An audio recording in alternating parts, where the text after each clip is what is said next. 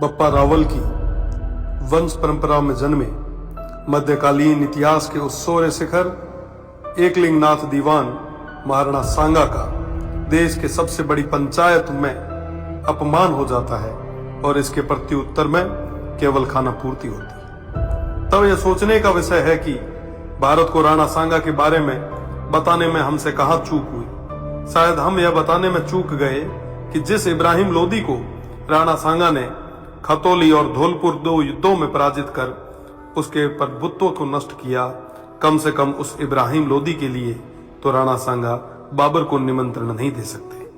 1519 में गागरोन के युद्ध में मालवा के सुल्तान महमूद खिलजी को 3 माह बंदी बनाने वाले, ईडर के युद्ध में गुजरात के मोहम्मद शाह की सेना को पराजित करने वाले, दिल्ली, मालवा और गुजरात की संयुक्त सल्तनतों को हराने वाले तत्कालीन भारत के शक्तिशाली शासक राणा सांगा को कहां जरूरत है किसी विदेशी को आमंत्रित करके सहायता लेने की।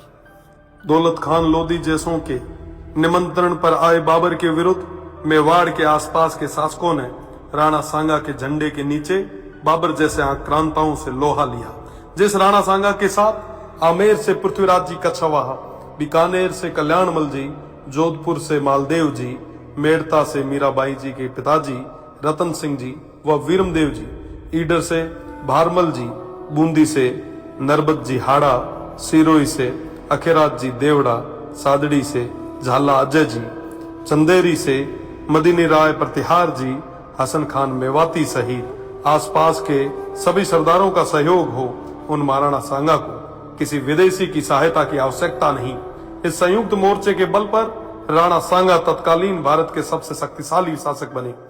फलस्वरूप स्वयं बाबर ने राणा सांगा को अपना सबसे बड़ा शत्रु बताया।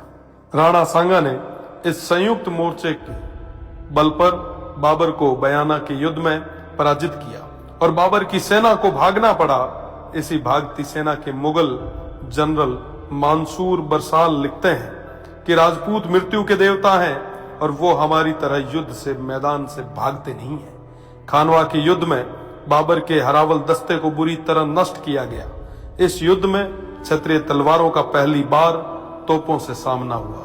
उन तोपों को नष्ट करने के लिए वीरों ने अपने सिर तोपों में देके उन्हें नष्ट किया। आज भी यह खानवा गांव महाराणा सांगा के नेतृत्व में इन देशभक्त सूरवीरों के राष्ट्र व धर्म की रक्षा विदेशी आक्रांताओं बाबर और उनकी सेना से युद्ध करते हुए प्राणोत्सर्ग करने का साक्षी है। राणा सांगा न केवल वीर थे बल्कि सभी धर्म और पंथों का सम्मान भी करते थे। राणा सांगा उत्तर भारत के स्वाभाविक नेता बन के उभरे।